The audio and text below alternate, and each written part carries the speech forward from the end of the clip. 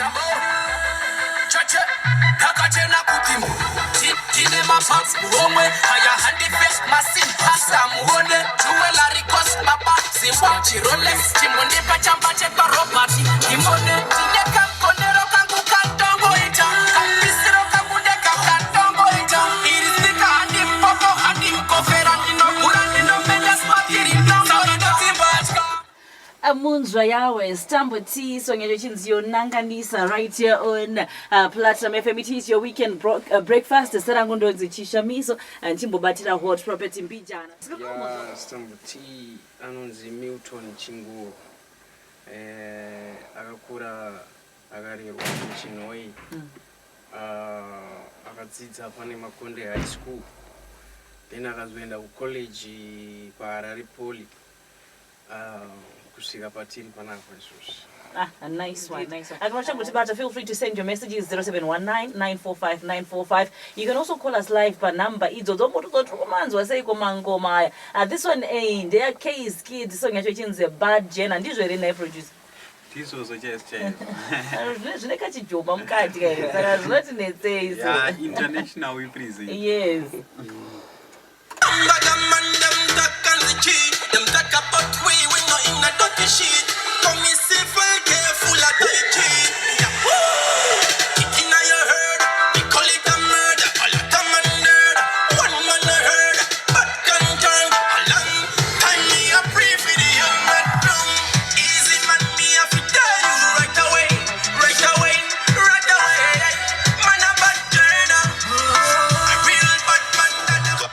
Kayskid with a bad Jenna right here on Platinum FM. Munja yawe ndikona zvikunza achakanyanya chibaba icho anogara kupi tafadzwa mutukura from Banget. Mundudza mezi buzana ku specify kuti ari kubvunzani wacho ndimangoma acho ese akaipa. Okay, anonzi Kayskid sitera kere kuberekwa ndi Kunda Ichkwari. Kunda Ichkwari akazvarwa gore ra 1997 on 2 March. Music career ndakatanga 2013 when I was in Form 4.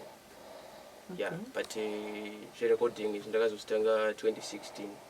13 to 2016 tangu zvezvo ma streets zvezvi. But kutanga 16 svika izvezvi. Trongoro music and we are looking forward zvokutoti ameno zobudira kupe mabara oga. Amuri kutongoro mabara. Eso sitombonzwa kamwe kangoma futi from Skiller and Batsie songe chinziyo different feeling. I have a feeling ndeke mjolo ka.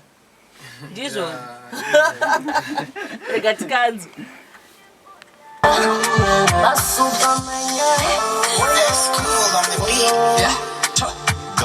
Gunz.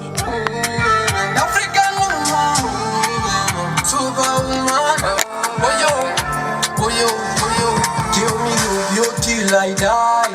Don't feel when you looking at me eye. Don't be much of a change as a sigh. I'm not dependent as a tie. Different feeling between you and I.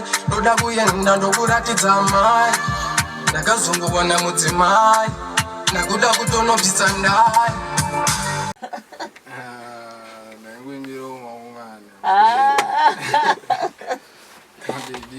Oh, apana specific. Apana specific. Ndakambozomwa chanzi zvekutora zita paredio zvotyisa. Ndozotorerwa ndiro semskiri kana kuti. Amwemira mababy. Alright, apari boss Skiller. So just tell us more about yourself. Skiller ndiani? Akazvarirwa pakakurirepi? Right. Indonzi Deuroi Tanakashkomwe. Ndazvarwa Mchinoi ndakurira Mchinoi kugara paGudzeeler 156 ndowatowanikwa wazhinji.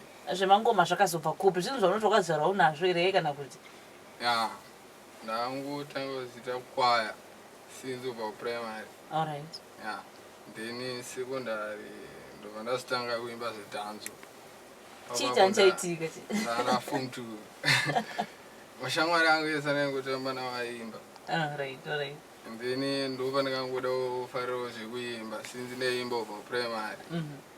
Saka ndazotanga ndiri form 2 yanga iri 2014 ubve papapo kusvika izvezvo ndongorwa mangoma. Kusvika izvezvi mangoma arongopisa. Yeah. unoziva makore andiri kunzwa anga ari kuhigh school kandobva ndatonyara kuti ndakaenda high school gore ripi pana azoita munhu wakudhara chaichai saka sofa vanhu vari kutambira sei music mumastreets umu vanhu vari kulaika malife show mukurova hopo anditika ndokuti zvifaye but ndoda kungovhunza not just kuna skila kuti mazita ari kuzobva kupa kuti uzotaura kuti skila Stambo T Kayskid zvinenge zvaita sei muri kumatora sei mazita mazita ungogadzira zita apanaitsika alright skila ndo pazviri kubva ipapo and Kayskid iri rakangopiwawo inini nemafriends then bharabhara topfumbira Stambo T Stambo T abbreviation hombe inotoda kunyazo tine nguva yese hausona 10 unenguva penza kutsanangura ndichanyazotsanangura but Stambo T ndandine first inini akandidzidzisa kuimba kuti ona kuimba kunoitwa so but akazosiya zvake ainzi aizvitiwo flambo as flambo then inini ndabva ndazongozvitiwo Stambo but pana abbreviation next time chanyasokupai zvakazara don't worry chero off end ibvudza ninyaya ipere off end chanyazobvudza kuti Stambo zikureve and DJ Gunz sorry ndatone chidj musoro producer Gunz zadaro apo wagona producer Gunz rakabva kupe kuti Gunz Gunz ndangoripiwa mastreets manga muchiburitsa mabullets ndofunga vakasitora vangotora G basta rangu my real name donzi Gudzeeler alright and zita iroro nemwe munhu andoziva nezita iroro munhu yanga asinganzwi tell us about yourself Gunz anonzwa like I said my real name is Gudzeeler Muyengwa ndakurira kumabvungu then ndakazomuvha kuya kuno kuChinoi so ndopa ndikazotanga career yangu yemusic production so as you can see tiri team yakazara ndo team yandoita sei yandoshanda nayo ndiri kuiona team kuti iripo vari kusimbisa zvechokwadi ngatiboverenga mamessages anditika tisatanyatsoenda pane the business of the day the main business ramauira munomu anzizweni vanorova mangoma ndipi ari parujeko apo chibaba icho chinopedza masports ndini knowledge lungu ari pachaoma apo mukutaura kuti hanzi Stambo anogona ngarambe akadaro Joseph Mudzimu kwamudzimu and then hanzi underrated big Leftside hanzi big up Leftside for pushing Stambo zvikanzi rakaipa boys roripe isando ndi admonish ari kunyakatanda fishing camp skila anogona uyo it's kablas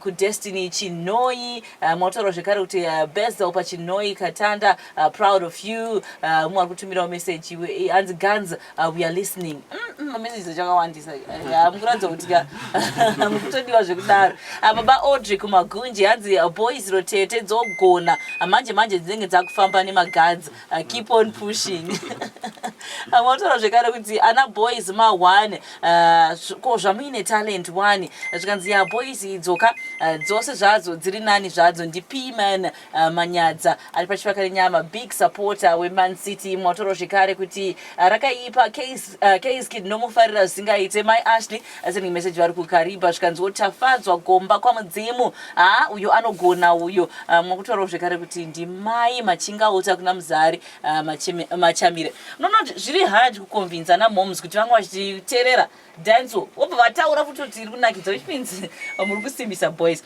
but producer Gunz ngatitaurei about J4 J4 this track was munhu akatanga track here alright we were chilling in the studio with the Stambo so Stambo anofariro Jordan 4 then I started making a beat but ati kuimba kachi Jordan 4 racho raunofarira then ndo mabudira akaita Jordan 4 and then we takatsvaga vanhu vanofita pasong. By the way, you're hearing it for the first time right here on Platinum FM Munja Yahweh. Can you know say this is brand new John Gunz. What you do, man? Leftside we're gonna represent the world and we're introduce a brand new hottest nigga. Brand new. Did him talk man? That left me watch Don't not a back jamba Daramba kubuda kuitange dona utram Harisi one kana Nami no done unondiona mangwana ndichibuda nemambo finesse over style sasejiomani yakera dzenyupa napatsi kakwani alisi one color nami ndodani unondiona mangwana ndichibuda nemambo finesse over style sasejiomani yakera dzenyupa napatsi kakwani J4 Jordan boot in my feet up to the time elite Jordan 4 J4 Jordan boot in my feet box a shot in my air period I see one caller check direct the color from the top till you get down make a plenty soka zangu zinyo tura bamba mukazi yeta muno sara homa zenyo ziri empty Jordan 4 Jordan 4 Spotty the lips so sick, I got my shoe bro. Come 40% of Jordan 4 Jordan boot in my feet up to the time elite Jordan 4 Jordan boot in my feet box a shot in my air period asking me why in a lot of confidence that is October post evidence I don't need much nakaflexa nema holes spot randa teya mukombori nema goals dress like a celebrate it's an electricity feel a flexibility in a comfort bari kote vakachena ndezveikoko makaroba reto kutsoka kune J4 tarisa bandino step nenge kuganza spati urobuda mupepa andimbobanza saka zviva zvinhu original not fake thing we just looking good neJordan type thing takatsikirira J4 a brand new shoe different style isi oskundiri kuchururuka sukanda fila mahina sine force nika kona kuntika special re machumbirira risichipa tarisa pastage ndakatsikirira speaker rukwanda katroka steam ni masipa that's a price control CJ4 in the price yema very for kana machizi batito daiso Michael Jordan do edu tight Jordan 4 Jordan boot in my feet up to the time elite Jordan 4 Jordan boot in my feet box a shot in my air period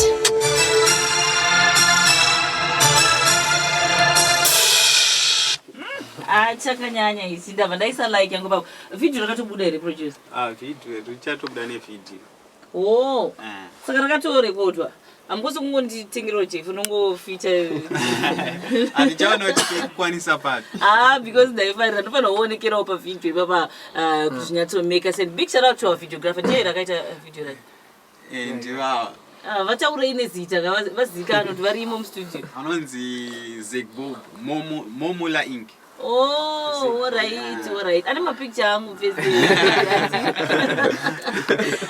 alright so ndikuona messages ari kupinda naratidza kuti vari kutorifarira anzi shout out to Batsie naproducer Gunz zvikanziwo J4 iyo pari kuita mafire emoji atanaka ari paganyu apo anzi big up to Gunz mawani ngoma iro J4 tatenda jimu ari Ivans zvikanziwo zvekare skilla anogona zvekuti ndini mai vake pagadzeba mai vako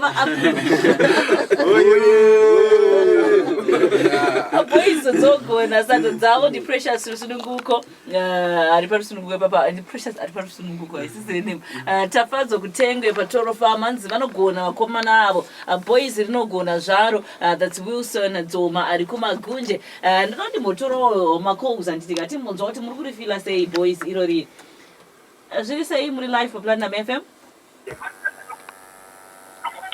hello muri sei muri live for Platinum FM how are you? Fine, thanks. Who am I talking to and where are you calling us from? I'm calling from Chinois, Dr. Chigwada. Alright, Dr. Chigwada, tell any boys. Okay, I just want to say keep pushing and then Skilla, my guy. Desire, Chigwada. Forget prayer. We're still with you, bruh. Keep doing the berry. Desire, bungu mom. Hey. Alright, thank you so much. Vakazotaiwa varonyatsokuziva ende vari kufara singaiti. Asaka freestyle totanga nepapi? Before freestyle, I just want to say shout out to Gudzeeler. He featured on the song. The guy that was rapping. Do you have one now? No, the guy was rapping on the song. It's Gudzeeler. Asara say Gudzeeler for you. Kubuka vamwe. 954-940. Tatenda 0784-011-112. 340-0773-469191. Also check out our Facebook, Platinum FM, Twitter at Platinum FM ZW, Platinum FM, Moondra Yahweh.